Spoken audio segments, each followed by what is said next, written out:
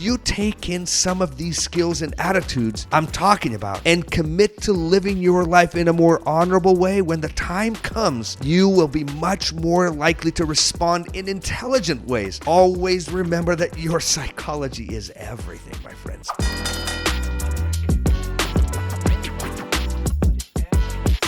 My brilliant friends, you never cease to amaze me. Honestly, there is a power and energy in your youth that is just unmatched, and I'm grateful to be a small part of your day. Your desire to deal with fighting and conflict better is just awesome. If you haven't already figured it out, you will very soon learn that your life is full of critical moments and important conversations. Conversations with your parents, with your siblings, with your friends, teachers, coaches, strangers, and other significant people in your life. Sometimes you will be disrespected, treated unfairly, and even picked on. These circumstances and conversations can often arouse emotions of anger, frustration, defensiveness, fear, and sadness inside of you. These emotions are hard to handle, and as a result, they often overwhelm the mind and the body, turning us into primates. When this happens, we end up yelling at each other. We become defensive. We close down. Sometimes we even become physically and verbally violent. And to be honest, when that happens, not a lot of good happens, right? Listen to what I'm about to tell you. Conflict is essential in life, and a significant part of your happiness and success depends upon your ability to navigate those moments with class, with perspective, and some skills. Why? Because I want, and you want, your life to be filled with happy times and success. Because you want your life to be easier, more filled with fun instead of conflict and hardship. Because I want you to turn your arguments into moments of opportunity and growth instead of sorrow and regret. Paulo Coelho said that conflict is essential to evolution. In addition, he also said, not all storms come to disrupt your life. Some come to clear your path. So remember, they're critical. I've noticed that some of you are much more willing to walk into conflict than others, right? I admit that I usually try to avoid conflict at all times, and honestly, this isn't always a great quality. I admire the courage that some people have to stand up for themselves, to stand up for others and for things that matter. What I'm asking you to do is to choose wisely. What I'm suggesting is for you to pick your battles with intelligence. What I'm hoping you will do is that you will act in the kinds of ways that create freedom and open doors for you instead of close them. I realize that this takes self-control, it takes mastery, it takes focus, and even some discipline, but isn't that why we're here? I mean, do you know of anything in this world that's worth doing, whether it be art, skill, hobby, or sport, that doesn't require time, effort, and focus? I don't. So take the challenge and become the kind of person that acts intelligently and consciously instead of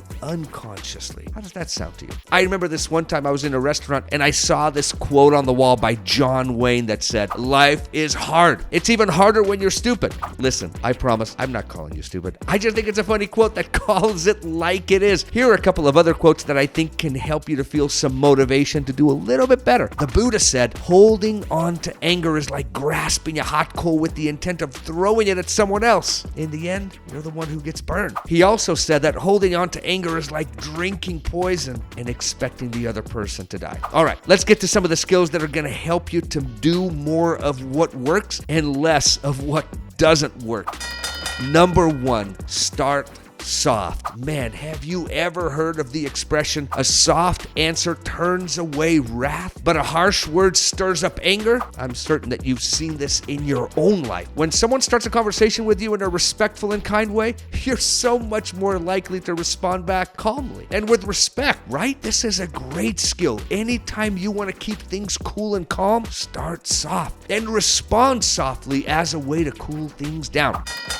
Number two, watch your language. Man, your words are potent and can be the difference between a successful discussion and a disaster. Remember that words are tools. If you use them accurately and wisely, good outcomes are more likely to come your way. If you start flinging words around like hammers in a china shop, things get ugly really quick, right? Swear words and harsh words are explosive. And if you're looking to have a positive outcome, those are not the words you want to use. I mean, you don't really want to use those words anyways.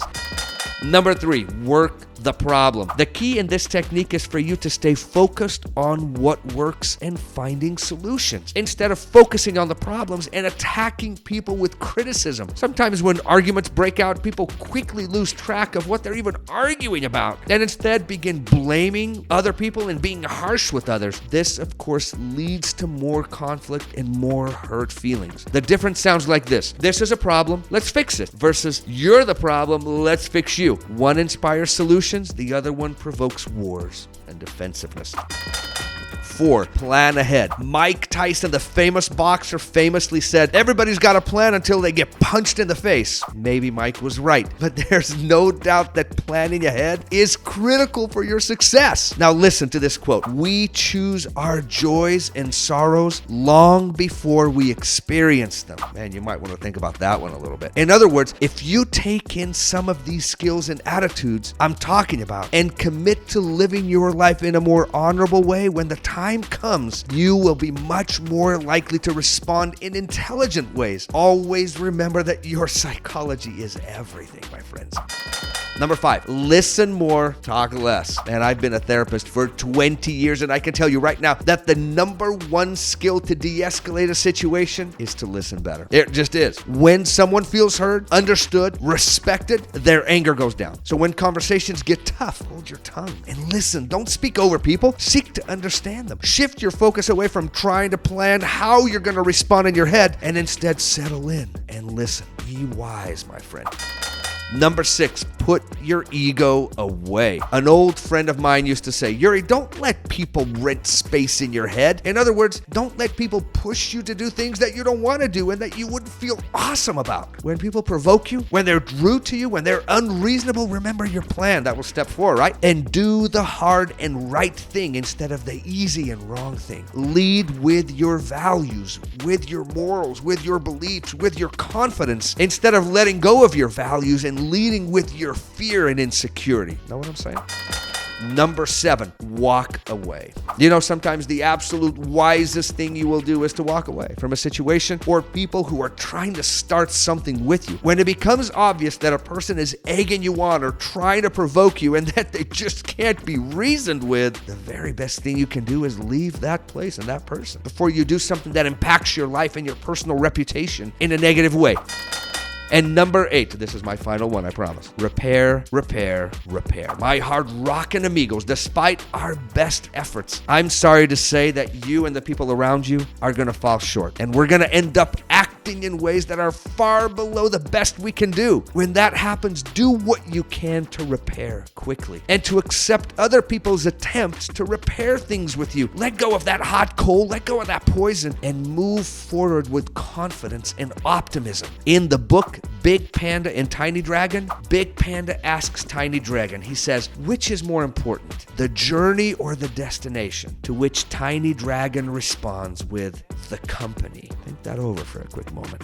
My amazing amigos, when possible, don't burn bridges. Fix things, forgive, be quick to apologize, and do what you can to build and nurture positive relationships, because those relationships are the biggest predictor of your future happiness. Listen to me. Anyways, I'm sure you have your own ingenious ways of dealing with sticky situations, avoiding fights and other circumstances that can make life miserable for you and honestly for others. Use them, build on them, and become skilled at responding to and repairing conflicts. You can learn to manage your big, loud, and challenging emotions. It's going to take practice, the right psychology, and some patience. But hey, you can do that for sure. Learn from your mistakes and the mistakes of others, and move forward in a direction that expands your freedom and gives you more choices instead of restricting your freedom and happiness. Worry less about the road behind you and more about the road ahead. If you feel like you just can't avoid conflict in your current circumstances, look to invest in new people,